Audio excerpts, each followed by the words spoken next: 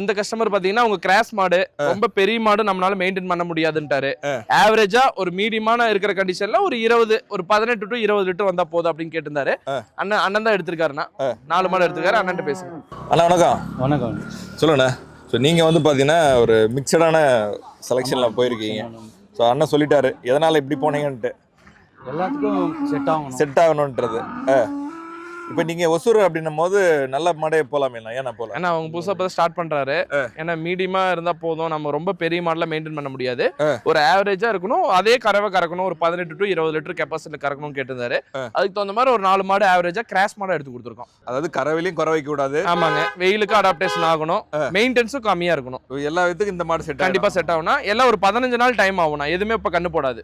போனோடனே போற மாதிரி இல்ல, அவங்க கிளைமேட்டுக்கு செட் ஆகி தான் போடுங்க. ஸோ அண்ணன் கேட்டது இப்படிதானே? நீங்க அண்ணன் கேட்டது அப்படிதான். ஏன்னா அப்படி ஏன்னா எங்களுக்கு செட் ஆகுதுன்னு முதல்ல வச்சிருந்தேன். பெரிய பெரிய மாடெல்லாம் எங்களுக்கு செட் ஆகல.